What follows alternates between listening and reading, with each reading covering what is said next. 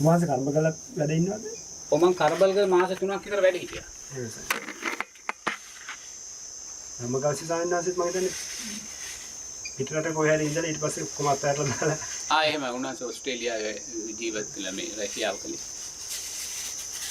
උන්වහන්සේට තියෙන අවබෝධය සම්බන්ධයෙන් සායනාස අපිට මහා මේ හිමක් ඇති මොකද අපි සමහර වෙලාවට ධර්මයේ කියන වචන ටිකක් අල්ලගෙන ඕක කතා කර කර තව උපාදාන කර ගැනීම සායනාස කරලා තියෙන්නේ.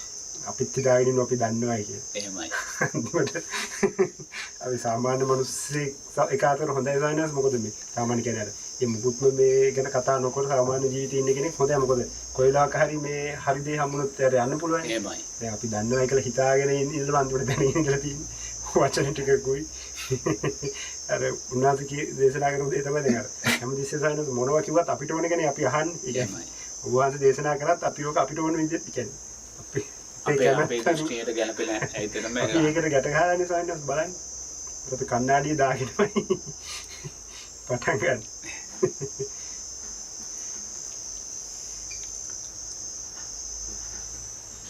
ලොකු සතුටක් ඇතිවෙනවා සායනස් එහෙම මේ මාර්ගයේ වඩන ප්‍රතිපදාවේ හරියාකාර වෙදිලා එහෙම ඉන්න පිරිසක් තාමත් වැඩ ඉන්නවා කියලා ඒක ලොකු සතුටක් සායනස්. ඒ ධර්මයේ සම්දිට්ඨික ගුණයක් තියෙනවා මාත්. ධර්මයේ ගුණ කියනකොට සම්දිට්ඨිකෝ කියලා කියනවා. සම්දිට්ඨිකයි කියන්නේ මේ ජීවිතේම ධර්මයේ දකින්න පුළුවන් ධර්මය අවබෝධ කරගන්න පුළුවන්. ඒ කියන්නේ එහෙනම් ධර්මයේ තාම තියෙනවා. ධර්මයේ අතුරුදහන් වෙන හැටි බුදුරජාණන් වහන්සේ ධර්මයේ තුලින් අපිට දකින්න පුළුවන්. ධර්මයේ අතුරුදහන් වෙනවා කියන්නේ මේ දැන් භික්ෂුණී ශාසනයක් අද ලෝකේ නැහැ. ඔය භික්ෂුණීලා ඉන්න උපසම්පදා තියෙන ඒවා ධර්ම විනයට එකක නැහැ. භික්ෂුණී ශාසනය අතුරුදහන් වුණා. ඒක අතීතයේ යම් දවසක අතුරුදහන් වුණා. ඒක තායිලන්තේ හරි බුරුමේ හරි ලංකාවේ හරි හිටපු භික්ෂුණීලාට තියෙන පරාජික 8ක් කියලා 8 පරාජිකාවක්. ඒ 8 පරාජිකාවට පත් නොවූ අවසාන භික්ෂුණී අපවත් වෙන වෙලාවේ භික්ෂුණීන්ගේ ශාසනය අවසන්. භික්ෂුණී ශාසනය කියලා වෙනම එකක් නැහැ. මේකෙම කොටස. නමුත් මේ භික්ෂුණී පිරිස අවසන්. මොකද ඒ පරාජිකා 8ට පත් නොවූ අවසාන භික්ෂුණිය අපවත් වුණා. උපසම්පදා භික්ෂුණිය අපවත් වෙලා. එතනින් ඒක අහවරයි.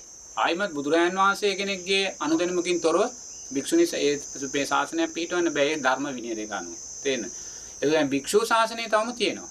මොකද භික්ෂු ශාසනය දැන් මේ ශාසනය අහවර වෙනවායි කියලා කියන්නේ අපිට පරාජිකා 4ක් තියෙනවා. උපසම්පදා සීලේ රඳාපවතින පරාජිකා 4 මත.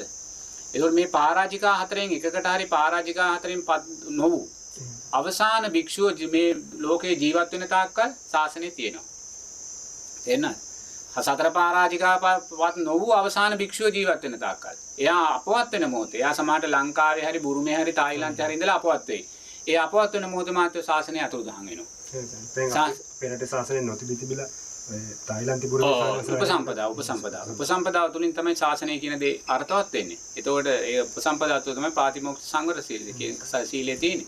ඉතින් එහෙම මේ අවසානයේක අපවත් වුණාට පස්සේ මේ පන්සල් තියෙනවා. ආමුදුරෝ ඉන්නවා. ආරාණ තියෙනවා. නමුත් මහත්ව ධර්මයේ අර්ථය නැහැ. ධර්මයේ අර්ථය කියන්නේ චතුරාර්ය සත්‍යය. ධර්මයේ අර්ථය කියන්නේ පටිච්ච සමුප්පාදය. ධර්මයේ අර්ථය කියන්නේ සප්ත බොජ්ජංග. මේ සතර සටිපට්ඨානෙ. ඉතින් මේවා පංච උපාදානස්කන්ධේ. ඒවා ගැන හාමුදුරුවෝ කතා කරන්නේ නැහැ. ඒගොල්ලෝ කියන්නේ ලෝකයේ සැපයි, ඒ සැප විඳින්න. හොඳට ඉගෙන ගන්න, හොඳට කන්න, හොඳට ගෙවල් දොරවල් හදන්න, හොඳට දුවදරුවෝ හදන්න, හොඳට අම්මා තාත්තට වඳින්න, ලෝකයේ සැපයි ඒක විඳින්න කියන ධර්මයේ දේශනා කරමින් උන්වහන්සේලාත් ඒ සැප විඳිනවා. ඒතකොට ඒක ධර්මයට අදාළ නැහැ, ධර්මයේ අර්ථයන්ට අදාළ නැහැ. ඒ නිසා මහත්වෝ ශාසනය අතුරුදහන් වුණා කියන්නේ අන්නේ තැනදී. එදාට උපසම්පදා භික්ෂුන් නැහැ, සීලය ආරක්ෂා කරගත්ත භික්ෂුන් නැහැ. ඒ නිසා ධර්මයේ අර්ථය දේශනා කරන්නේ නැහැ. වැරදි වෙන්නා වූ භික්ෂුන්ට ධර්මයේ අර්ථය දේශනා කරන්න බෑ. එතනින් ශාසනය අතුරුදහන් වුණා කියලා අපි කියනවා. නමුත් තාම මේක වෙලා නැහැ. ඉතින් ඒක වෙනකම් මහත්වෝ ධර්මයේ සම්දිත්තිකයි. ඒ නිසා ධර්මයේ සම්දිත්තික නම් ධර්මය දකින්න ධර්මය අවබෝධ කරගත යුතු පුද්ගලයෝ ඉන්නවායි කියන විශ්වාසය අපි තුල තියෙන්න ඕනේ. ඒක තමයි ධර්මයේ කෙරේ තියෙන ශ්‍රද්ධාව. මොකද බුදුරජාණන් වහන්සේ කියනවා නමුත් භික්ෂුණී ශාසනයක් අද නැහැ. අද භික්ෂු මොනම කාන්තාවකටවත් අද රහත් වෙන්න බෑ. නමුත් සෝවාන් සකෘදාගාමි අනාගාමි කියන තැන් වලට යන්න පුළුවන්. රහත් වෙන්න විදිහක් නැහැ. මොකද මේ භික්ෂුණී ශාසනයක් අතුරුදහන් වෙලා යන්නේ මහත්යෝ මේ ශාසනයේ අවසාන රහත් වෙන්න තිබ්බ මේ කාන්තාවත් රහත් වුණාට පස්සේ. මොකද බුදුරජාණන් වහන්සේ ජීවමානව ඉන්නකොට දකිනවා තමන්ගේ ශාසනය තුල කවුද අවසාන රහත් වෙන භික්ෂුණිය, කවුද අවසාන රහත් වෙන භික්ෂුව කියලා. එතන බුදුරජාණන් වහන්සේ යම් භික්ෂුණියක් දැක්කනම් මෙයා තමයි අවසාන රහත් මෙහෙණියගේ වහන්සේ කියලා භික්ෂුණීන් කියලා. එයා දැන් රහත් වෙලා ඉවරයි මහත්තයෝ. එතරම්ස් මේ රහතන් වහන්සේලා සම්බන්ධව පියාණන් වහන්සේ දේශනා කළා කියලා දවස්. රහතන් වහන්සේලා කවුද තමගේ ශාසනයේ අවසාන රහතන් වහන්සේ කියලා උන්වහන්සේ දන්නවා. උන්වහන්සේ දකිනවා. තවදුරටත් ඒ හැකියාව තියෙනවා සයින්ස්. ඒ ධර්මයේ සම්දිට්ඨිකයි. ධර්මයේ සම්දිට්ඨික නිසා තාම ධර්මයේ තියෙනවා. තාම අතුරුදහන් නොවුනේ ඒකයි මහත්තයෝ. මේ මම අදහස් කරේ දැන් බුදුපියාණන් වහන්සේ දේශනා දැන් උන්වහන්සේගේ සාවකයන් දැක්කනේ සයින්ස් මේ කවුද අවසාන රහතන් වහන්සේ. එතකොට තවමත් ඒ ඉඩකඩ හැමෝම තියෙනවා කියලා. ඔව්. ඒ තව ධර්මයේ සම්දිට්ඨිකව තියෙනවානේ. ඒ ධර්මයේ සම්දිට්ඨිකව දැන් ධර්මයේ මේක අතුරුදහන් වෙන්නේ අර අර්ථයන් සම්පූර්ණයෙන්ම නැති වෙලා ගිහලා භික්ෂුන් පරාජිකා බවට පත් වෙන්නේ ඔක්කොමලා අර අරයට අවස්ථාව ගත්තට පස්සේ. තේන ඒවා හේතුඵල ධර්මයන් මහත්තයා. ඒක බොහොම ප්‍රීතියට කාරණා. ඒ තව කාල තියෙනවා. ඒකයි ශාසනය අතුරුදහන් වෙලා නැත්තේ. නමුත් කාන්තා පක්ෂයට රහත් වෙන්න තියෙන පින දැන් නැහැ. මම ධර්ම මතේ. තේරෙනවද? ධර්මයත් එක්ක ගලපලා. නමුත් සෝවාන් සකෘදාගාමි අනාගාමි කියන තැන් වලට කාන්තාවකට යන්න පුළුවන්. මොකද රහතන් වහන්සේ කෙනෙක් වුණොත් මහත්තයා උපසම්පදා භික්ෂුවක් හැටියට ඊටකට පැවිද්දට යන්න ඕනේ නැත්නම් එයා පිරිනිවන් පාන. අද දිව්‍ය තලයක බ්‍රහ්ම තලයක ඉඳන් දෙවියෙක් බ්‍රහ්මෙක් මහත්තයෝ මේ අරිහත් භාවයටපත් වුණා. ඒ අරිහත් භාවයටපත් වෙනවා. ඒගොල්ලෝ මේ මනුස්ස ලෝකේ හාමුදුරන්ගේ බණ අහනවා. ඒ දිව්‍ය ලෝකේ මේ බ්‍රහ්ම තලවලින් අනාගාමී බ්‍රහ්ම වේල බණ කියනවා.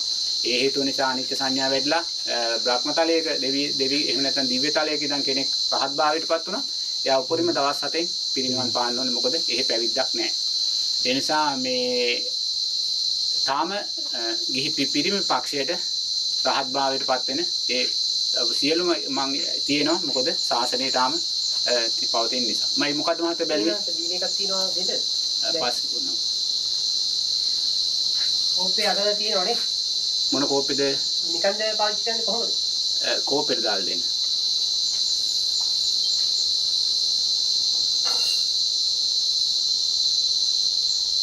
ඒක සානස් බොහොම මේ දැන් තමයි සානස් වැඩගත්ම තැන දැන් අපේ ජනප්‍රවාදය අපේ මිනිස්සු අපේ අවසන් මහරහතන් වහන්සේ කියලා කවන්නේ. මලියදේ මහරහතන් වහන්සේ කියලා අපේ කට්ටියම කියලා උන්වහන්සේ දැන් පිරිනිවන් පාලයි දැන් ඕව බැරිය දැන් ඒ කියන්නේ අපේ කට්ටියම ලියලි ඒ අපේ කෙලෙස්නේ. ඒ අපිම තීරණය කරගන්න අපිට බෑ කියලා. තේන්න. ඉතින් ඒ බෑ කියලා තීරණය කරගත්තට ඊට අදාළ චිත්‍රයක් තමයි මවන්නේ. ඒක තමයි තෙන් අදින්නේ. ඊට මොකද එහෙම බෑ කියන්න බෑ. මොකද අපිට ඇස් වලට පේනවනේ මේ උපසම්පදා සීලය ආරක්ෂා කරගත්ත භික්ෂුන් ඉන්නවා කියලා.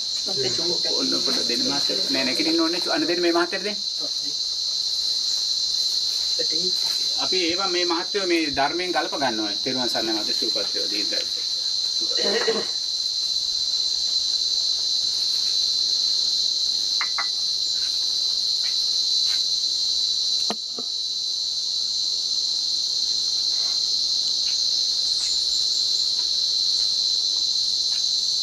වාසේ මේ වස් කාලේ මෙහෙ වැඩ මේ වස් 3 මාසේ මේ වැඩ ඉන්න මාත්‍ය. මීට ඉස්සෙල්ලා මං ලග්ගල මාස දෙකක් ඉඳලා මෙහෙට වැඩි. මේ වස් 3 මාසේ මෙහෙ ඉන්න. ලග්ගල සයන්නාස ඥානදීපයෙන් සයන්නාස ඥානදීප සයන්නාස. වැඩින්න. ඔව් ඔව්. ඥානදීප සයන්නාසේ මේ ගුත්තසිර සයන්නාස. ලග්ගල ගැන සයන්නාස මිට අවුරුදු ගානකට කලින් ඉහි වැඩ හිටපු සයන්නාස කෙනෙක් මේ ඒකවත් ඉඳලා තේ උන්වහන්සේ වැඩ ඉන්නේ මතුගම. එහෙමයි. උන්වහන්සේ මට 2007 විතර වගේ 2005 විතර වගේ කවුද මතුගම කොයි සයන්නාසද? ඒකවත් ඉඳලා තේ උන්වහන්සේ හැබැයි ඒක මන් දන්නේ නැහැ. උන්වහන්සේ දන්නේ නැති මොකද උන්වහන්සේ දැන් වෙනම පැත්තක යනවා ගතියක් තියෙන උන්වහන්සේ අර බෝධිසත්ව සංකල්පයකට ගිහිල්ලා ඒක හරියටද කියන්නේ මට අවබෝධය නැහැ. ඒක වැරදි. බුදුරජාණන්සේ කොතනද බෝධිසත්ව වෙන්නේ කාටවත් කියලා නැහැ. ඊට පස්සේ තමයි සයන්ස් මම මට තේරෙනවා අවුරුද්ද දෙකක් යද්දි දැන් ගමන වෙනස් වෙලා කියලා. ඊට පස්සේ මම වැඩි ඒ දවස්වල සයන්ස් මට ලොකු මොනවත් තිබුණා ඥානදීප සයන්ස් එහෙම දැකලා වන්දනාමාන කරගෙන මේ කුටියේ ඥානදීප සයන්ස් අවුරුදු 8ක් ඉඳලා තියෙනවා. එහෙනම් සයන්ස්. ඔව්. කලින් අර කොවිද සයන්ස් ගැන එහෙම මේ අහලා තියෙනවා. ඒ ඥානදීප සයන්ස් මේ බටහිර ජාතික නේ. ඔව් ඕස්ට්‍රේලියානු ජාතික හම්බුනා. අපිට සයන්ස් දවසේ ගිය තුන් වහන්සේලා වන්දනා කරගන්න ඒ වගේ අවස්ථාවක්. උන්වහන්සේ ටිකක් ඇතුලේ ඉන්නේ පුතේ. එක දවසෙන් යන්න බෑ. ඒක රැහැට ගිහිල්ලා ඒ ගම්මානයක් තියෙනවා. ගම්මානෙටම කිලෝමීටර් 4ක් විතර පයින් යන්න ඕනේ. ඒ වාහනේ කියන්න බෑ. ඒ ගිහිල්ලා හවසට ගම්මානේ ඉතන නැවතිලා උදේට හාමුදුරුවෝ අර පින්ඩ පාතේ මඩුවක් තියෙන එතෙන්ට එනකොට අරගොල්ලන්ගේ රැයට මොනවද කෑම හදලා ගිහලා පූජා කරන්න පුළුවන්. කොහොමද අපි යනවනම් එහෙම යනවනම් මහත්තයෝ මේ ඇඳුරුම් කමක් ඇතුව යන්න ඕනේ. හැම යන්න දෙන්නේ නැහැ. එන්න එපා කියලා තියෙන්නේ. එහෙම යනවනම් අර මේ ලෙල්ලෝයේ කියන ගමට යන්න ඕනේ ඉස්සෙල්ලාම.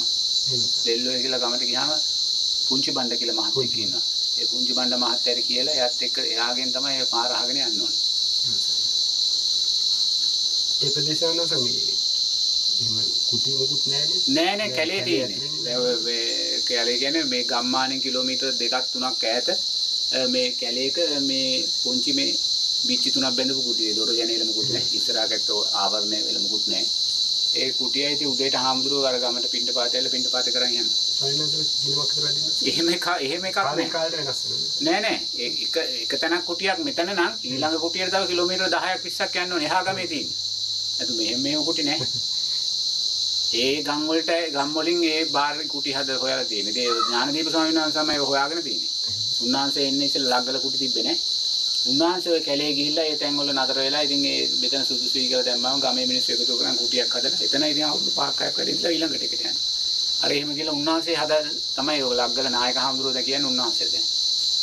ඥානදීප ස්වාමීන් වහන්සේ කෙනෙක් මම අහලා තියෙන උන්වහන්සේ බොහොම ශ්‍රේෂ්ඨ. එහෙමයි. උන්වහන්සේ පෞගේ කාලේ බලංගොඩ පැත්තේ හිටිය කාලියෙක් පාර දීලා දැන් ආයෙමත් දැන් මාව 4ක් විතර වෙනවා ඔය ලග්ගල ඉන්නවා. ඒ ධම්මකෝෂ ස්වාමීන් වහන්සේ සමට වැඩ ඉන්නේ ඉතින්. කොයිද? ලග්ගල. ධම්මකෝෂ ස්වාමීන් වහන්සේ මම ඒ ගැන කියන්න දන්නේ නැහැ පුතේ. කොහොමද ස්වාමීන් වහන්සේ එහෙම උදකලාව මේ සම්මත සමාජයෙන් පොඩ්ඩක් මිදලා ඉන්න තරමට තමයි ස්වාමීන් වහන්සේ ඒ වටිනාකමත් මට හිතේ වැඳින්නේ. ඔව් මෙහෙමයි. ඉතින් ඒකත් පුතේ එතනත් තේරින් උදකලාවට තෘෂ්ණාවල්ල ගත්තොත් එතනත් තෘෂ්ණාව තමයි. තේරෙනවද? මේ ලෝකේ සැබෑම නිහඬතාවය මේ ලෝකේ සැබෑම මේ උදකලාව තියෙන්නේ ഘോഷාව තුල. තේරෙනවද? දැනගන්න ඕනේ ඒක. ඔව් මේ ලෝකේ සැබෑම නිහඬතාවය උදකලාව තියෙන ഘോഷාව තුල. මොකද ഘോഷාව තුලදී උදකලා මේ ഘോഷාව තුලදී Tamanට දැනගත හැකි Tamanගේ හිත කොච්චර නිහඬද කියලා. තේරෙනවද? ඒ නිසා ඒක තමයි හැබෑම තැන. මේ ධර්මයේ තියෙන ගැඹුරුම තැන ඒකයි. ഘോഷාව තුලදී Tamanගේ හිත කොච්චර නිහඬද කියලා Tamanට හරියට දැනගත හැකි. එහෙම නැතුව නිහඬතාවය හොයාගෙන ගිහිල්ලා මාත්‍යෝ කැලේකට ගියොත් මෙයා යන්නේ නිහඬතාවයට ඇලිලා. එතන තෘෂ්ණාවයි සකස් කරලා. බාහිරින්ම හොයන්නේ. ඔව්. ඉතින් එතෙන්ට එහෙම ගිය කෙනා ඊට පස්සේ වඳුරු රැලක් එල්ල කෑ ගැහුවත් ඒකට ගැටෙනවා. එන්න. එයාට අර වශයෙන් වෙන පාරට පන්සලකට යන්න බෑ. ඉතින් අරකට ඇලිලානේ තියෙන්නේ. ඒවට ගියහම ගැටෙනවා.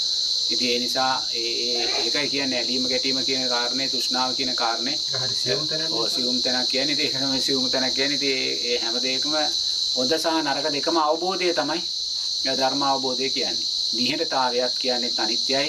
ഘോഷාව කියන්නේ අනිත්‍යයි. නිහඬතාවයේ අනිත්‍යභාවය ഘോഷාව, ഘോഷාවේ අනිත්‍යභාවය නිහඬතාවය කියලා දැනගත්තට පස්සේ එහෙනම් මේක ලෝක ධර්මයක්. මේකෙන් දෙකකටවත් ඇලිලා වැඩක් නැහැ. මම දෙකෙන්ම මිදෙනවායි කියන තැන තමයි අවබෝධය කියන තැන තියෙන්නේ.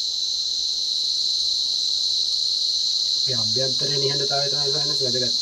අභ්‍යන්තරයේ නිහඬ වෙන්න මහත්වෝ අපි හැඟීම් මතින් නිහඬුණාට පස්සේනේ නේද? අපිට අපේ මේ දුවන සිතුවිලි නිහඬුණාට පස්සේ තමයි අපි නිහඬභාවයටපත් වෙන්නේ. නිවුණා කියන එක. නිවිලා ඉතින් අවසාන නිවීම තමයි අරිහත් භාවයේ නිවීම කියන එක.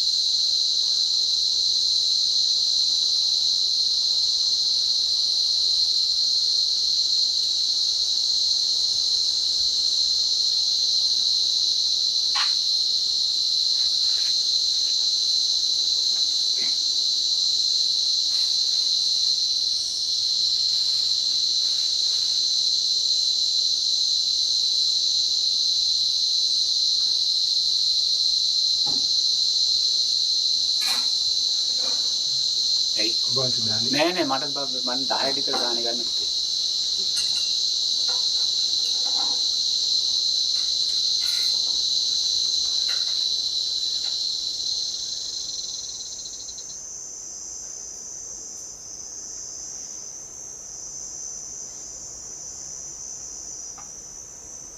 අර බෑග් එක උඩ මෙහෙන් තියෙනවා.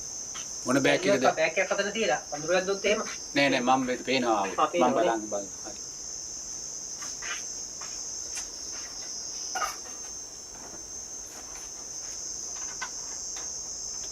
සානසල දේශනාවලදී පැහැදිලි වෙච්ච දේ තමයි ඔබ වහන්සේ ගිහි කාලේදී සෑහෙන්නේ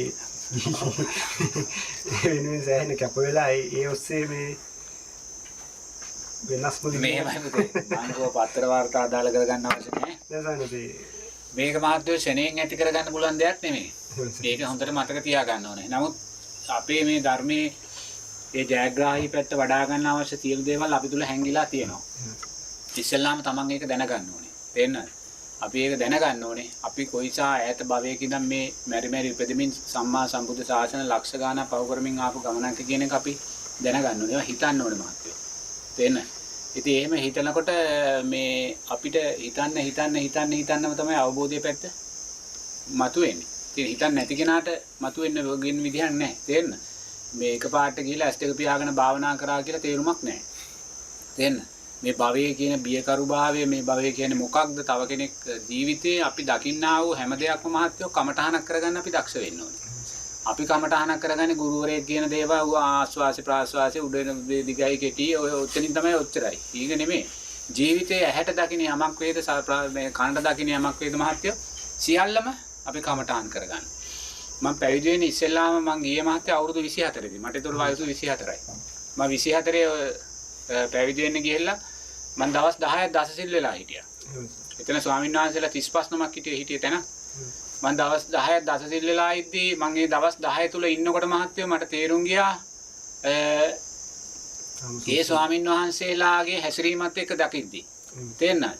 ඒ කියන්නේ මම දැක්කා වූ හැසිරීම නෙමෙයි මම දැක්කේ. බාහිරින් දැකපු ඔව් ඊට වඩා වෙනස්. ඒතකොට මම ඒක දැක්කාට පස්සේ මම කල්පනා කළා මගේ හැසිරීම මගේ ස්වභාවය මොකද්ද කියලා. ඉතින් මම එවෙලේ දැක්ක මහත්වෝ මමත් පැවිදිලා මෙතෙන්ට ගියොත් මමත් එතෙන්ටමයි වැටෙන්නේ කියලා. මොකද ඒ ස්වභාවයමයි මමත් හිටියේ. තේරෙන්නේ?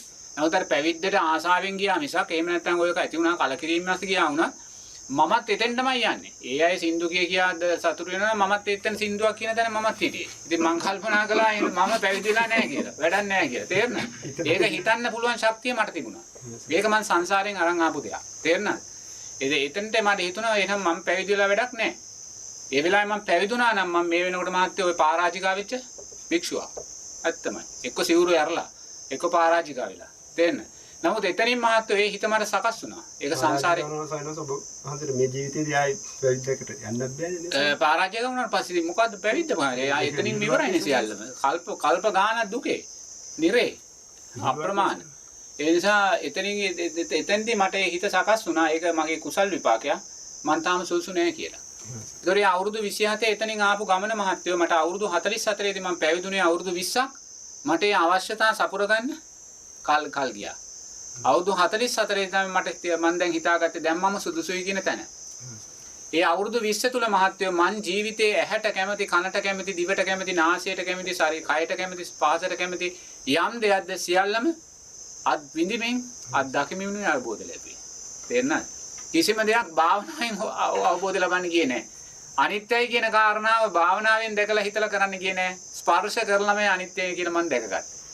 පළවෙනි පාර එක කළා නම් ඒත් දෙවෙනි පාර කළා තුන්වෙනි පාර කළා 10 පාරක් කළා 11 වෙනි පාර මම දැනගත්ත අනිත්‍යයි කියලා. සමහර වෙලාවෙ 11 වෙනි පාර නෙමෙයි 50 පාරක් කරපු ඒවා තියෙනවා. එහෙම මේක දැක ගන්න. මේක දාපෙන්නේ. එහෙම කරාට පස්සේ මහත්වෝ භාවනාවට හරි ලේසි වුණා. තේන්න. භාවනා කරන්න මම පටන් ගත්තේ පැවිදුණාට පස්සේ. තේන්න. ඒතෙක් හිතුවා. හිතලම තමයි ඒ භාවන හිතුවේ මොනවද? සියල්ලම කමටහන කරගෙන. කොයි දේ දැක්කත් ඒක කමටහනක්මයි කරගන්න ඕනේ අපි ජීවිතේ. අපි ගැටෙනවනේ එක්ක ඇලෙනවා. ඇලිලා ගැටලා වැඩක් නැහැ. කොතනදියත් මේ අපි ඒක බස් එකක ගියත් පාරක ගියත් මේ මොනව කොතනක ගියත් අපිට කවුරුන්නෝ මොන දේ කළත් අසත්පුරුෂකමක් කළත් වැරද්දක් කළත් බැන්නත් එරෙව්වත් රැව්වත් මහත්යෝ ඒක කමටහනක්මයි කරගත්තේ. තේරෙනවද? මමත් පෙර ජීවිතේ කාට හරි රවන්නේ නැති බයින්නේ නැති. තේරෙනවද? ඒ නිසායි මට මේක වෙන්නේ කියන තැන මං හිතුවා. නමුත් එයා රවනවා, එයා බයිනවා, එයා ගහනවා. නමුත් මට එහෙම හිතක් පහළ වෙන්නේ නැහැ. ඒ නිසා මම ඉහලා ඉන්නවා කියලා, මං එයාට වඩා ඉස්සරහින් ඉන්නවා කියලා හිතුවා.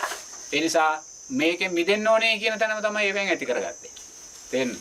ඒ නිසා කොතන බැලුවත් මහත්වෝ ඒ දෙයින් උපක්‍රමශීලීව ගැලවුණා. මං එක දවසක් ওই පිටකොටුවේ ඉඳන් කොටුවට යනකොට පහින් එතන අර ඔය ස්ටේෂන් එක පහු කළා. එතන 100 ගණන් සෙනග යනවා එහාට මෙහාට යනවා ගිහි කාලේ. ඒක මේ යාචක අම්මා කෙනෙක් අවුරුදු 75ක් විතර වයසයි බල්ලෙක් ළඟ ඉන්නවා. අර තල්ලු කරගෙන යන කරත්තයක් අතින් තල්ලු කරගෙන යන කරත්තයක් තියෙනවා. මේ අම්මා මෙහෙම වකුටු වෙලා වගේ හිටගෙන තේන කෑ ගහනවා. දු අම්මෝ කෑ ගහ දරුවෝ මේ රෙද් චීත්තයක් වගේ රෙදි කෑල්ලක් ඒක හොඳට උස්සලා එයාගේ ගුද මාර්ගයෙන් මාත්‍ය මේ ලොකු ආනමාළු ගෙඩියක් වගේ මේ මස් පොල්ලක් එළියට ඇවිල්ලා. ඒ කියන්නේ අර්ෂස් එකේ ඉහළම දෙන්න ඒක ආනමාළු ගෙඩියක් වගේ ඊටත් වඩා ලොකුයි. එයා එහෙම මෙහෙම ඉඳලා එයා අතින් මේක බුදු අම්මෝ ගක ඇතුළට දානවා. දැන් එළියට පැනලා ඇතුළට දානවා. ඒකේ දිහා මිනිස්සෙක් බලන්නේවත් නැහැ. මොකද කෑ ගහනකොට බැලුවට බලන්නේ නැහැ. ඒක බලන්න බෑ. ඒ තරම්ම අප්‍රසන්නයි. තේන්න. නමුත් මාත්‍ය මම එතනින් ඒක ගිහිල්ලා ඒක බලාගෙන ගිහිල්ලා ආයිමත් අතෙන්ට ගිහිල්ලා හැරලා ආයිමත් ආව මේ පැත්තට ඒක බලාගෙන යන්න. මොකද එතන සතර සතිපට්ඨානෙම තියෙනවා මහත්තයෝ. එතන අසුභිය තියෙනවා, කායානුපස්සනාව තියෙනවා, ධම්මානුපස්සනාව තියෙනවා, වේදනානුපස්සනාව තියෙනවා, චිත්තානුපස්සනාව තියෙනවා.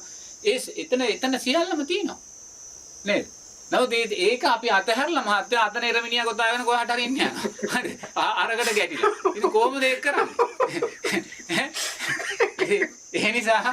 ඒ නිසා මහත්තයෝ මේ අපි මේ සමාජයේ හැම දෙයක්ම එතන අපි දකින්නේ ධර්මානුපස්සනාව. කයේ ස්වභාවය. ධර්මතාවයක්. ඒක වළක්වන්න බෑ. හිත මටත් ඒක වෙන්න පුළුවන්. තේරෙනවද? ඒ නිසා ජීවිතේ මහත්තයෝ හැම දෙයක්ම කොයි දේ දැක්කත් ස්පිරිතාලයක දැක්කත් අපේ හිතවල රාගසිත සකස් වෙනවා. අපිත් ඒ තරුණ වයදී තිබ්බනේ.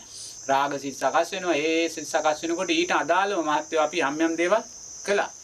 තේරෙනවද? පිළිකා රෝහලට ලෙඩ්ඩු බලන්න නෙමෙයි නිකන් මං ගිහිල්ලා තියෙනවා. ඔය රාගසිත කාන්තාව මේ පියවරු කපලා මේ දරන මේ ඇස් නෑ කන් අයින් කරලා නේද? ඒවෙන් මේ අපි ගොඩාක් මහත්තයෝ මේ භාවනා වඩා ගත්තා. ඒවෙන් තමයි ගොඩක්ම අපි භාවනාවට යන්නේ ඉස්සෙල්ලා එරමිනියා ගොතා ගන්න ඉස්සෙල්ලා මහත්තයෝ අරවෙන් අපි ඔක්කොම ඒ කමඨහන් වලට ගැටෙන්න ගියේ නෑ. කොයි අසුචි ගොඩක් වුණත් ඒක බැලුවා. තේරෙනවද? මම වැසිකිලි ගියත් ඒක වහිමත් වහලා වතුර ගහන්නේ නෑ. මොකද්ද කියලා බැලුවා. ඒක බලන්න එහෙම හිත දුන්නා මට බලන්න. ඒ නිසා ඒ හැම දෙයක්ම දැක්ක මහත්තයෝ. ඒක හංගන්නනේ බෑනේ. ඔව් ඒකනේ ඒක අපි කවදාවත් නැහැ නේ. දේවල් හංගන්න. වෙලලා කොමන්ට් එකේ වාඩිලා වැසිකිලි ගියා තරක වහලා තමයි අර ප්ලස් කරන්නේ. බය ඒක වහන්න නැතුව සමහර ප්ලස් කරන්නේ ඒක බලන්නේ තමන්ගේ කුසේ තියෙන දේ. තමන්ගේ ඇඟේ තියෙන දේ එළියට දාන්න. නමුත් ඒක දකින්න බලන්නේ ඒගොල්ලෝ ඒක කැමති නැහැ. ඉතින් එහෙම බෑ. එහෙම කරලා භාවනා කරන්න බෑ. ඒව තුල තමයි ධර්මයේ තියෙන්නේ. ඒ ධර්මයේ. දුක මගහැරීමක් ඒ නිසා මේ ඕවා ඉතින් අපි ඉතින් දකින්න ඕනේ. ඒව දකින්න Tamanට ඉතින් එකපාරට පෙර සාංශාරික පුරුදු තියෙන්නත් ඕනේ. නැතුව කිව්වේ පළියට ඒක කරන්න බෑ. ඒ නිසා ජීවිතේ මාත්‍යෝ දකින්න හැම දෙයක්ම කමටහනක් කරගන්න ඕනේ. හැම කෙනෙක්ම කවුරු අපිට වැරදි දැන් අපි ජීවිතේ මං කොතනක හරි ඉන්නවා නම් ධර්මයේ තුල ඒ තැනට මං ආවේ මාත්‍යෝ සමාජයෙන් මට ආපු අසාධාරණකම් නිසාමයි. මිනිස්සු කරපු වැරදි නිසාමයි. මිනිස්සුගෙන් වෙච්ච අතපසු වීම නිසාමයි. මිනිස්සු කළා වූ දුර්වලකම් නිසාමයි. නමුත් ඒ සියල්ලක් මහත්ය මං නිවැරදි පැත්තට මං දාගත්තා. කොතනකවත් ඒවට ගැටුනෙත් නෑ ඇලුනෙත් නෑ. මේක ස්වභාවය කියන දකින්න තැනට ආවා. ඉතින් ඒ නිසා ඒ ගිහි ජීවිතය තුළ ඉතින් හැම දෙයක්ම අත්දැකීම් කළා. අත්දැකීම් ලබන සිල්පද කඩන්න වෙනවා. නමුත් ඒ සිල්පද කඩාගත්තේ මහත්යෝ අනාගතේ අත්දකින්නා වූ ශ්‍රේෂ්ඨ සීලයක් උදෙසා. නේද? සිල්පද කඩාගත්තේ නැත්නම් මට ඒ අත්දැකීම් ලබන්න බෑ. ඒ සිල්පද කඩාගත්තේ අනාගතයේදී මහා ශීලයක උරුමයක් ගන්න ඕන නිසා අතනේ සිල්පද කඩාගෙන ඉස්සරහට ආවා. ඒ නිසා අපිට ගොඩාක් දේවල් එරමිනියා ගොතාගෙන භාවනා කරන්න ඉස්සෙල්ලා මේ ඒවට හිත දුවන්නේ නැති තැනකට ගන්නවා. නැත්නම් එරමිනියා ගොතාගෙන භාවනා කරන්න ගියොත් දුවන්නේ හිතනේ නේද? හිත කියන්නේ රූපයකට හිත දුවන්නේ. ඒ රූපයකට හිත දුවන්නේ රූපේට ගෙේ තියෙන එක්ක ඇලීම ගැටීම. නේද? නමුත් එහෙනම් ඇලීම ගැටෙන්න තියෙන රූප හැම දෙයක් එක්කම ඇසුරු කළා දැන් මේක හරියට අවබෝධ කරගත්තා නම් මේක මෙහෙමයි කියලා ආයිම දුවන්න තැනක් තියනවද? නැහැ. නේද? ඒව බල්ලානේ තියෙන්නේ. කාන්තා රූපයක් දැක්කත් ඒක උපරිමයෙන්ම බල්ලා තියෙන්නේ. බලනකොට මහත්වෝ සම්පූර්ණයෙන්ම බලන්න ඕනේ කොයි දේ වුණත්. භාගයට කිසිම දෙයක් බලන්න එපා. අපහු දෙයක් බලන්න ඉතුරු වෙනවා. කොයි වෙලාවකවත් බලන දේ බලන්න ඕනේ මහත්වෝ ඒක කොයි දේ වුණත් කන දේ කන්න ඕනේ ඒක උපරිමයෙන්ම කන්න ඕනේ. තේරෙනවද? බලන දේ උපරිමයෙන්ම බලන්න ඕනේ. ආයිමත් ඒක කොතනකවත් අහුමුල්ලක් කොතන බැලුවත් එතන බලන්න දෙයක් නැහැ. ඒකම ස්වභාවය. නමුත් අරක බලන්න නැතුව තිබ්බොත් මහත්වෝ බෑ. ආයිමත් අරකට ආසාවක් හිත සකස් වෙනවා. එතකොට හිත දුවනවා. තේරෙනවද? ඒක තමයි දුවන්නේ. ඒ නිසා බලන්න තියෙන දේ හිත බලන්න ආසයි කියන දේ සම්පූර්ණයෙන්ම බලන්න ඕනේ. ඒකයිමත් එතනදී අපිට සමහරට අසභ්‍ය දේ වෙන්න පුළුවන්. බලන් හිත කියන්න පුළුවන්. අවිචාරවත් දේ එහෙම නැත්නම් මේ අසංවර දේ කියන්න පුළුවන්. නමුත් මහත්තයෝ මේ සියල්ලම භව නිරෝධය උදෙසායි කියන කාරණේ හිතේ තියෙනවා. මේක කරන්නේ මේ වනචරකමකට උපාරිකමකට නෙමෙයි. මම මේ අසංග මේක කරන්නේ මගේ තියෙන මේ කෙලෙස් ධර්මයන් නැති කරගන්න කියන චේතනාව හිතේ සකස් කරගන්න ඕනේ. සකස් අපේ හිතේ තියෙන අවිචාරවත් බවම ඔව් අපි තේරුම් ගන්න නම් ඔව් ඉතින් අපි අවිචාරින්ද නේ හොයන්නේ. ඒක අපි තේරුම් ගන්න ඕනේ. ඒ රූපයන් හොයන්නේ ඒවා හොයන්නේ හිත තියෙන අවිචාර බව නිසා. තේන. ඕනේ ඔන්න දුන්නා. දැන් මොකද කියන්නේ? එහෙම දුන්නාට පස්සේ පුතේ අවසාන ඉතින් දැන් දෙයිලා ඉතින් යාට මෙපා වෙනව නේද? ඉතින් යාට ඉතින් එපා වුණාට පස්සේ ඉතින් ආයෙමත් හිත දුවන්නේ නැහනේ. දිව්වොත් එයා දැන් අත්දැකීම් තියෙනවා මෙතන. එක ෂණයෙන් ඒක කඩන්න නෑ. ඒක ඇතර එහෙම දෙයක් නෑ කියලා. තමා තුල තියෙනවා මේ පිළිතුර. නැත්තම් අපිට හිතනවා කොයි කිව්වට ඕකේ ඇතිනේ කියලා හිතේ. ඒක තමයි ඒක ඕක අපි හැමදේම බලන්නේ මේ එහෙම බයමත්. හැමදේම කොයි දේ වුණත් කවදාකවත් මහත්තයෝ මේ බලන දේ හොඳට හරියට බලන්න ඕනේ. අද මේ හාමුදුරුවෝ ගොඩාක් අසරණ භාවයටපත් වෙලා තියෙන මහත්තයෝ ගිහි ජීවිතේ බලන්න දින දේ හරියට බලලා නැහැ. තේන්න. ඒ සනස දැක් එකපාර හදිස්සියට ගිහිල්ලා අර කරුණේ ගඟට පනින්න වගේ කියන පැවිදි වෙනවා. නමුත් ඒ නිසා මම නම් කාගේ වුණත් කියන්නේ මගේ ළඟට ඔය ඇවිල්ලා එක එක නා කියනවානේ හාමුදුරුවෝ පැවිදි මම නම් කියන අනේ පුතේ ඒක තමයි මේ ලෝකේ තියෙන අපහසුම දේ. අමාරුම දේ. තේන ලේසි වගේ පේනවා. නමුත් පුතේ සිල්පද 227ක් තියෙනවා. ඔය සිල්පද 227න් 4ක් කියන්නේ බරපතලම 4ක්. ඊළඟ සිල්පද 13ක් තියෙනවා සංඝාදිශේෂ. ඒවා විනය කර්මයක් කරලා පිරිසිදු වෙන්න පුළුවන්. නමුත් ඒවා තරුණ කෙනෙකුට නිතර සකස් වෙන්නා වූ දේවල්. ඊට පස්සේ අනියත දෙකක් කියලා තිනවා. ඒකත් කාන්තාවන් සම්බන්ධයෙන් ප්‍රශ්න මේවා. ඒවා මහත්ව අප්‍රමාණ බලපතලයි. ඒවෙන් අප්‍රමාණ අකුසල සිද්ධ කරගන්න පුළුවන්. කල්ප ගණන් නිරයට දෙන්න පුළුවන්. ඒ නිසා මම කියන්නේ පුතේ මෙන්න මේ විනය කාරණා 227 හොඳට කියවලා ඔබට මේක රකින්න පුළුවන් නම් ඔබ පැවිදි වෙන්න. නැත්තම් පුතේ මොනවා අරගෙන ආවත් සිවුරු අරගෙන ඇවිල්ලා පැවිදි ගන්නකොත් අපි නම් කියන්නේ මොකද පව් අපරාධයක්. ඒ පව් එහෙම කරන්න අරකයි. මොකද ඒගොල්ලෝ ධර්ම විනය නොදැන එහෙම කරනවා. ස්වාමීන් වහන්සේලා සමහර අයගේ පොඩි දුර්වල හැසිරීම් තියෙන්නේ. ඒගොල්ලෝ ධර්ම විනය දන්නේ නැහැ මහත්තයෝ. දන්නේ නැති නිසා ඉතින් කරන්න දෙයක් නැහැ. ඒ දන්නේ දන්නවනම් මහත්තයෝ මේ එහෙම වෙන්න විදිහක් නැහැ. නොදන්නා භාවය නිසා තමයි ඒ අකුසල් සිද්ධ වෙන්නේ. ඒ නිසා එහෙම නොදන්නා භාවයෙන් යමෙක් ඇහුවොත් මම නම් ඒක පැහැදිලි කරලා දෙනවා. ඕන කෙනෙකුට මේ විනය කාරණා 220 මෙන්න මේක කියවලා විනය පිටකයක් අරගෙන ඔබට මේවා කරන්න පුළුවන් නම් පැවිදි වෙන්න. එහෙම නැත්නම් හැබැයි මං ගිහි කාලේ මං ඕවා දන්නේ නැහැ පුතේ. මම මේ සූත්‍රයක් කියුවේ පැවිදි වෙලා අවුරුදු 2ක් විතර ගියාට පස්සේ එතකම් මම සූත්‍ර පොතක් අතට අල්ලලා නැහැ. ධර්ම විනයක් දන්නේවත් නැහැ. නමුත් අවසානයේදී විනය බලනකොට ඒ විනය සම්පූර්ණයෙන්ම අපේ ජීවිත තුළ තිබෙනවා. ඒක සම්පූර්ණයෙන් තියෙන මොකද සීලයෙන් පරිපූර්ණ වෙද්දී ඔය මුළු විනයම ආරක්ෂා වෙලා. නමුත් අපි සීලය ගැන හිතුවේ විනයක් ගැන දන්නේවත් නැහැ. මෙලෝ සංසාරයක් දන්නේ. නමුත් පුතේ මේ සීල් රැකුණ සීලය තුල සම්පූර්ණයෙන්ම විනය ආරක්ෂා වෙලා. ඒ නිසා අපිට ඒව ගැන හිතන්නවත් දෙයක් තිබෙන්නේ නැහැ. ඒක සෙන්සර් බාහිරින් බැලුවම මේක ලේසි වගේ හුඟක් වෙලාවට හිතෙන්නේ. ඔව් ඉතින් ඒක යෙදෙන්න ගියාට පස්සේ සෙන්සර් අපේ සිවුරක් දාගෙන අපි මේ හිතිය පළියටම අපේ සිත පැවිදිලා නැත්තම්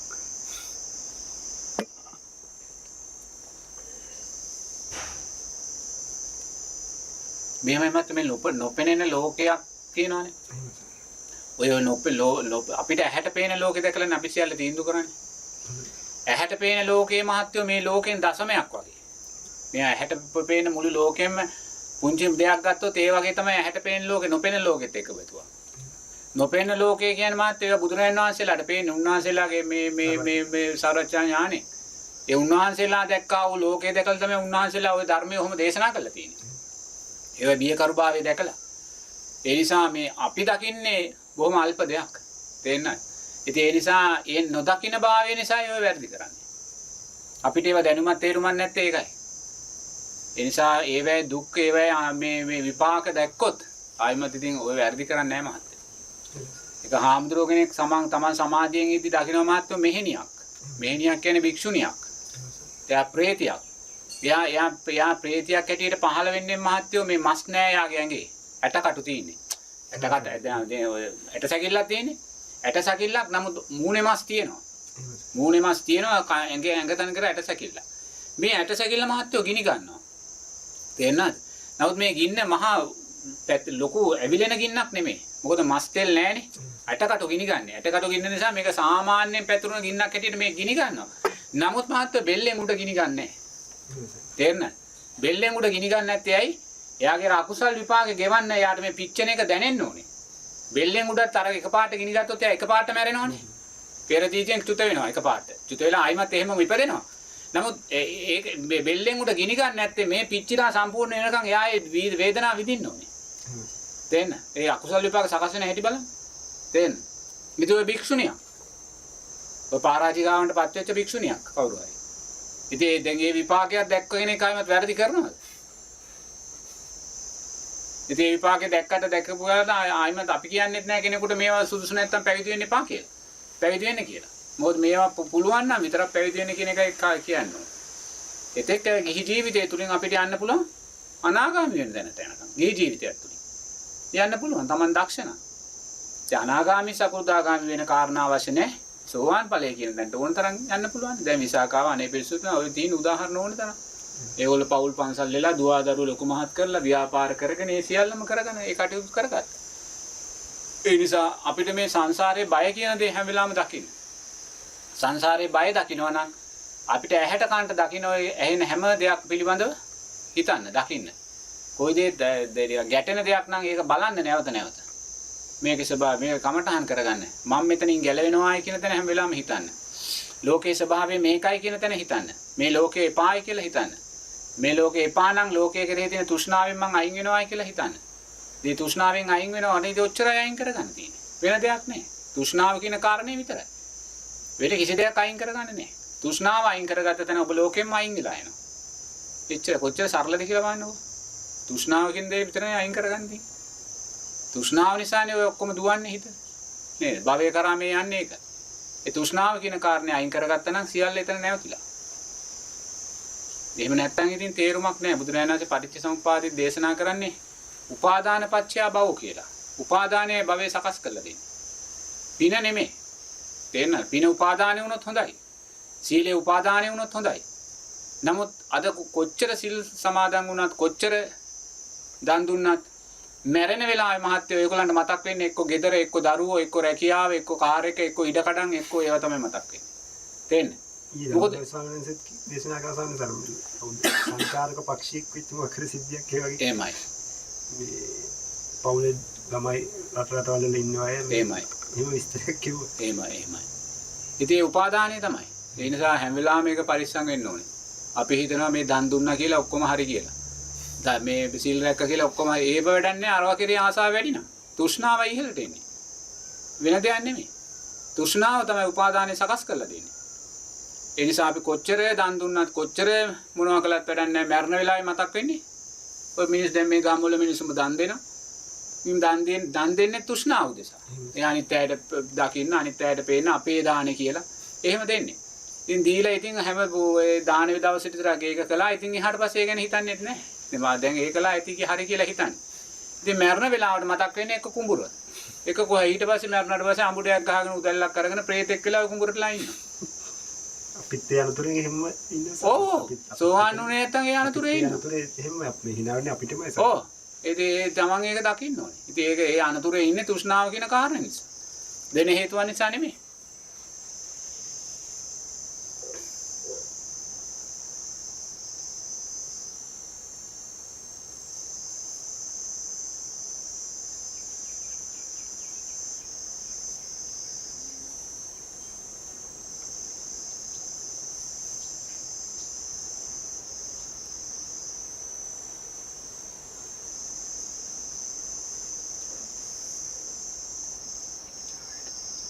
දැන් මහත්තයලා කොහාටද යන්නේ? අපි සංස ගාල්ලේ නේද? දැන් ගාල්ලට යන්නේ? ගිය සතියේ සෙන්සුරාදත් මේ මහත්තයා කරුණු දෙන්නට ඇවිල්ලා ඒ දේශනා ටිකක් අහගෙන ටේප් කරගෙන ඉඳලා ඒක ඇහුවට පස්සේ මටත් කොහොම හරි එන්න ඕන කියලා හිතුණා. මේ මහත්තයා මීට ඉස්සෙල්ලා ධම්මගයසනේ සඳුරනවද? දැන් සමිනාස අපි මේ හොයාගෙන තමයි. අංගිය සෝමානේ මෙයා හොයන් ආව මේ සෝමානේ මෙයා මහත්තයා එක්කනා. මෙයා ගේ සෝමානේ හොයාගත්තේ ඊට පස්සේ අපි වහන්සේ බෑ දකින්න අවස්ථාවක් තිබුණ නිසා අද දවස් දෙකකට ඉන්න ඊයේ රෑ නැවතිලා තනක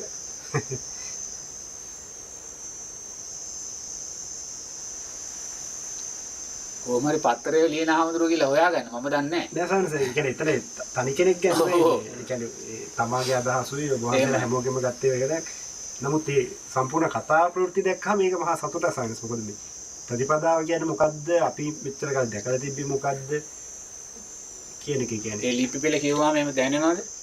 එහෙම ගැතියක් දැනන සායනස්. ඒ කියන්නේ මේ තනි කෙනෙක් ගැන නෙමෙයි පොදුවේ. පොදුවේ කවුරු වුණත් ධර්මයේ පැහැදිලි සායනස්. කවුරු වුණත් මේකේ මිදෙනව නම් වෙන්න ඕන මොකද්ද කියන එක දැන්. අපි අර ටීවී එකයි කාර් එකයි ඔක්කොම බදාගෙන නිවනක් බලාපොරොත්තු වෙන සායනස් මිනිස්සු. දවස් පැය 24න් පැය 23ක් නිත්‍ය සංඥා වඩලා එක පැයක් අනිත්‍ය සංඥාවක් ගන්න. මේ පැය 23 ආරව කර කර නිදාගන්නෙත් මොකක් හරි මතක් තියාගන්නේ. ඒකත් මොකක් හරි කාමයක් මතක් තියා නිදාගන්නේ. ඒ කියන්නේ පැය 23ක්ම නිත්‍ය සංඥාවක් අරගෙන ඊටු පැයයි ඉන්නේ. ඉතින් ඒ පැය ඇවිල්ලා අහනවා ආනාපාන සතිය කරන්නේ කොහොමද කියලා. කොහොම කියන්නේ ඉතින්. ටීවී රේඩියෝ කැමරා දිග ඔක්කොම අරගෙන සායනස් නිවනට. ඒක කියන්නේ ඉතින් අමුතු ධර්මයක් ඉගෙන ගන්න ඕනේ අපි ගිහිල්ලා. මේ එහෙම කොහොමද කරන්නේ? පැය 23යි පැයයි අතර තියෙන මේ පරතරය බලන්න එපා නේ. මේ දෙක කොහොම සංසන්දනය කරන්නද? අඩු වශයෙන් පැය 5 12 20 14කුයි 10ක්වත් කමක් නැහැ. ඒතකොට දෙහමාරි පොඩ්ඩක් එහාට මෙහාට කරගන්න පුළුවන්. මේ ඇහිල්ලා ඉතින් පණේ යනකම් අහනවා භාවනා ගැන කියලා. ආයිත් සායනස් හොද මඩේ දානවා වගේ ආයි මුලටම වැටෙනවා. ඔව් නෑ ඉතින් ඒගොල්ලෝ සීලයෙන් පරිපූර්ණ නෑ. ඔය භාවනාව ගැන ප්‍රශ්න අහන හැමෝම භාවනාව ගැන අහනකොට දැනගන්න ඕනේ අහනකොටම අපි දන්නවා එහෙනම් මෙයා සීලෙන් පරිපූර්ණ නැහැ කියලා. සීලේ පරිපූර්ණ වන සායනස් භාවනාවයි මෙහෙම වැඩේ. ඔය සමාධියනේ වැඩෙන්නේ. සීලය හේතුවෙන් ඵලයේ සමාධිය. ඒතකොට සමාධියක් නැත්තම් තමයි භාවනාව සකස් වෙන්නේ නැත්තේ. නමුත් ඒ අය සීලය ගැන කතා කරන්න කැමති නැහැ. ඒ කැමති නැත්තේ ඒක සක්කාය දිට්ඨිය. මම සිල්වත් කියන තැන ඒගොල්ලෝ ඉන්නවා. දැනටම හිතාගෙන ඉන්න අපි පොරවක් කියලා ධම්මගසයන් කියන්නේ. එහෙමයි. ඒ ඉතින් තමන් ඒ සිල්වත් කියලා තැන හිතන් හිටියාම අපරායි. නමුත් ඕනේ ප්‍රශ්නේ ඇහුවනම් ඒගොල්ලන්ට ඉස්සරහට යන්න පුළුවන්. ඔව් ඒනට ඒක කියන්නේ කියන්නේ අර කහනවා. ඉතින් ඒක තමයි මහත්ය සක්කාය දිට්ඨිය කියන්නේ. ඔය සක්කාය දිට්ඨිය තියෙන නිසානේ අපි සතර පායෙන් මිදෙන්න නැතු මේ ඉන්නේ. එතන කඩා ගන්න බෑ. ඉතින් ඒක මේ බොහොම සරල දෙයක්. අතන මම දන්නේ හාමුදුරනේ සීලේ ප්‍රශ්නේ තිබ්බා කිව්වම එතන සක්කාය දිට්ඨිය යම් ප්‍රමාණයක බිඳිලා එතනදී. එහෙම තමයි ඒක බිඳ ගන්න ඕනේ. ඒතකොට එතෙන්ට උදව් කරන්න පුළුවන්. නමුත් එහෙම බිඳින්නේ නැහැ මේ භාවනාව තුලිනුත් සක්කාය දිට්ඨියම අවසානයේ වැඩිලා තියෙන්නේ. ඉතින් ඒව හරි අපරාධ.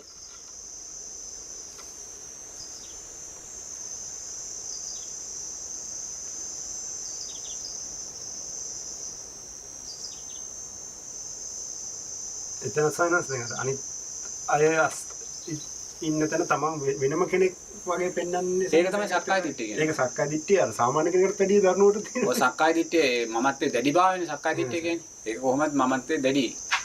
ඒ කියන්නේ මමයේ කියන දෘෂ්ටිය දැඩිව අල්ලගෙන ඉන්නේ. ඒක මේ ජීවිතේ නෙමෙයි පරලෝක ජීවිතේ. සමහර කියන්නේ මරණයට පස්සේ මේ මාව මේ මැරෙන්න ඉස්සෙල්ලා කියනෝනේ මාව දැන් අම්මා කෙනෙක් හිටියා. එයා මැරෙන්න ඉස්සෙල්ලා මරණයට පස්සේ ලොකු සෝහනක් ගහලා පිච්චුවේ. එදා හොඳටම වහිනවා. පුච්ච ගන්න බැරුව ගියා. පස්සේ පෙට්‍රල් ඔය ටයර් දාලා තමයි ඒක 6 මාට විතර ගිනි තිබ්බේ. නමුත් මේ අලුත් ආදාහනාගාරයක් එතනම ඒකේ තියෙනවා. නමුත් මං ඒ දරුවන් ඒවා ඒ පුතේ මේ ආදාහනාගාරයක් තිබ්බේ මේක මේ විදිහට මේව කරන්න ගත්තේ කියලා. එයා කියනවා අච්චි මැරෙන්න ඉස්සෙල්ලා කිව්වලු මේ මාව අරක ඇතුළට දාලා පුච්චන්න එපා මට බයයි කියලා. ඒක තමයි සක්කාය දිට්ඨියේ දැඩි භාවය. මරණයට පස්සේ මම තුල ඉන්නවා කියලා දකිනවා. මිනිහ අරක දාලා පුච්චන්න එපා බයයි කිව්වලු. අරක ඇතුළට අර ආදාහනාගාරය අරක ඇතුළට දාලා වහනවා. ඒක තමයි සක්කාය දිට්ඨිය කියන්නේ. මේ ජීවිතේ විතර නෙමෙයි. පරලෝක ජීවිතේත් එහෙම දකින්න. සමහර මැරෙන්න ඉස්සෙල්ලා පාංශකූල දෙන්නේ. මැරෙන්න ඉස්සෙල්ලා පාංශකූල දෙනවා. ඒ කියන්නේ එයා ඉපදෙනවා මම ඉපදෙනවා ඇතන මම දුකකේපත් වෙයි කියන එක එයා හිතනවා. සමහර අය කියන්නේ මම මැරෙනවා මගේ සෝහන් කොටේ මෙන්න මම මේක ලියන්නේ කියලා එයා කලින්ම දීලා යනවා. ඒ කියන්නේ ඒක තමයි සක්කාය දිට්ඨිය කියන්නේ. ඒ සක්කාය දිට්ඨිය කියන්නේ එන්නේ ඒකයි. ඒ නිසා මමත්වයේ දැඩිභාවය. ඉතින් ඕක බිඳුන තැන තමයි ධර්මයේ දැක්කායි කියලා කියන්නේ. සතර අපායෙන් මිදුණායි කියලා කියන්නේ. ඉතින් ඒ නිසා මේ අයි මාත්‍ය දාන්නේ වරන්දලා ඉන්නවද? නෑ මම 10ට විතර දාන්න වරන්දන්නවා. 10 මෙහෙම තිබ්බට. කමන්නේ තව ටිකක්.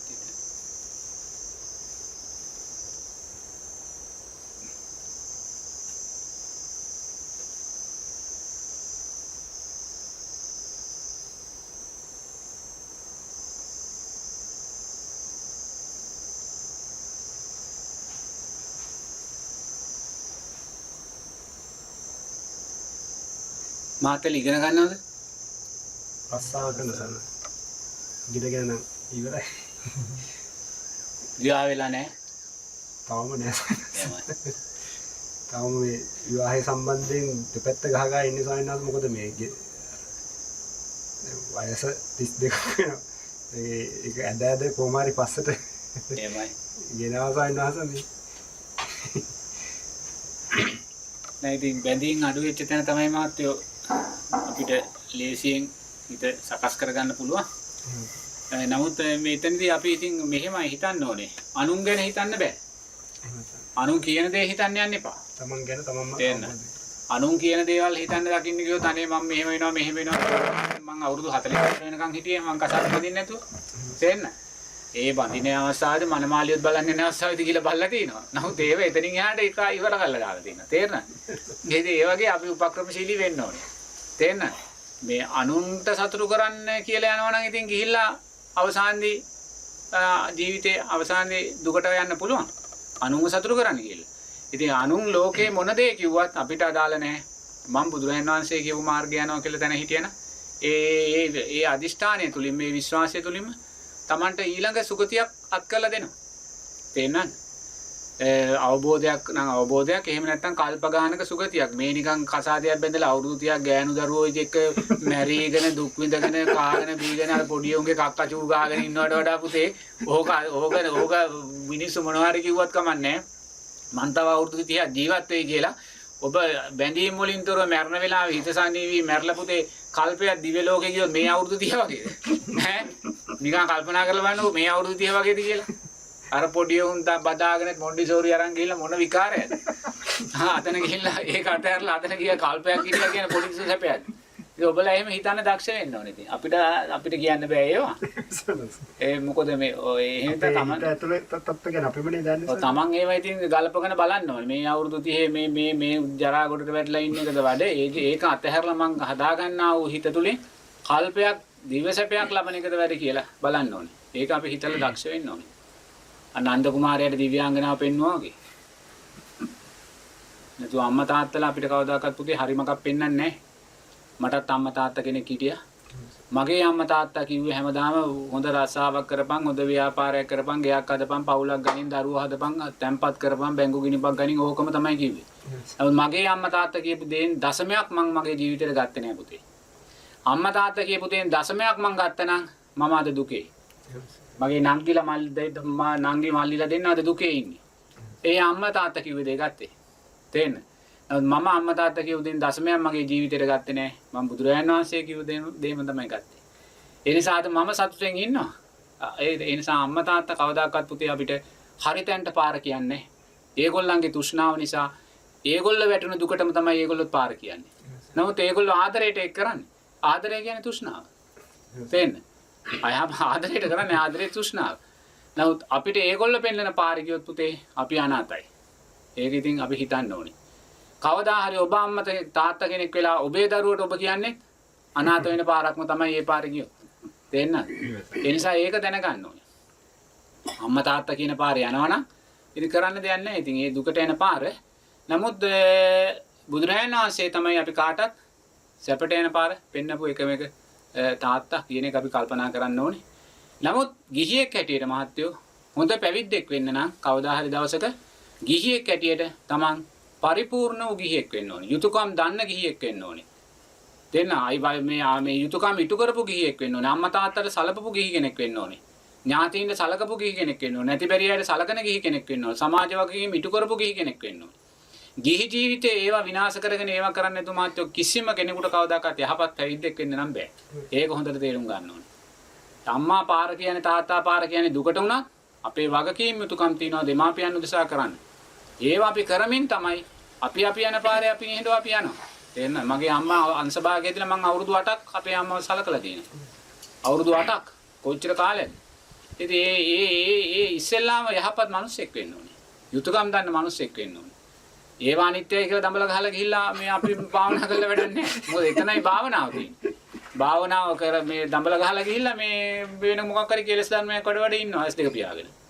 භාවනාව තියෙන තැනදී භාවනාව ගන්න ඕනේ. අම්මා කෙනෙකුට තාත්තා කෙනෙකුට සලකනවා කියන්නේ මහත්වෝ. ඒකත් භාවනාවක් තමයි. තේරෙනවද? ඒවා තුලින් අපේ තුල මෛත්‍රිය වැඩෙනවා, කරුණාව වැඩෙනවා. ඒවා භාවනාවට අත්‍යවශ්‍ය කරන දේවල්. නැත්තම් එහෙම අපි අවසානයේ ද්වේෂය ගැටීම අපේ තුල සකස් වෙන්නේ. ඒ නිසා මුලින්ම යහපත් මිනිස්සෙක් වෙන්න බලන්න. යුතුයකම් දන්න මිනිස්සෙක්. එහෙම බලන්න. බලලා තමන් ජීවිතේ හරි කියන දකින්න දේ කරන්න. තේරෙනවද? අපි කියන දේ කරලා කරන්න යන්න එපා. මොකද මම කවුරුත් කියපු දෙයක් කළේ නැහැ. මට ගුරුවරයෙක් නැහැ. මගේ ගුරුවරයා බුදුරජාණන් වහන්සේ. හැබැයි මං කාටවත් ගුරුවරයෙක් වෙන්න යන්නෙත් නැහැ. මං ගුරුවරයෙක් කාටවත් ගුරුවරයෙක් වෙන්න යන්නේ නැහැ. මට ගුරුවරයා වුණේ බුදුරජාණන් වහන්සේ. තේරෙනවද? බුදුරජාණන් වහන්සේ කියන ගුරුවරයාත් එක්ක මහත්තයෝ මම දන්නවා මට ගුරුවරයෙක් වෙන්න බෑ කියලා.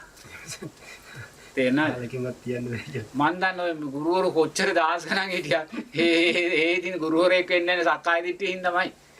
බුදුරජාණන් වහන්සේ කියන කෙනා මගේ ගුරුවරයා. බුදුරජාණන් වහන්සේ කෙනාගෙන් ගත්ත දේවල් මම දන්නවා මං මොකද්ද ගත්ත මාර්ගය කියලා.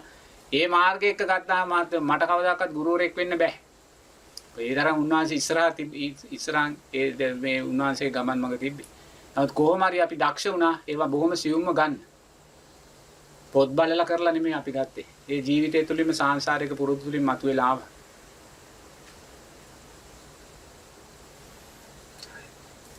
දැන් මහත්තයලා කොහොමද දැන් මෙතනින් ගිහිල්ලා යන්නේ?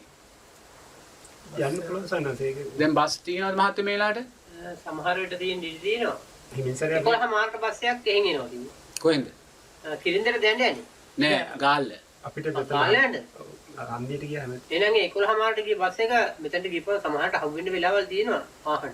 නැත්තම් හිමින්සරේ යන්න පුළුවන් සන්නස. දැන් වෙලාව කිව්ව මහත්තයා? 10.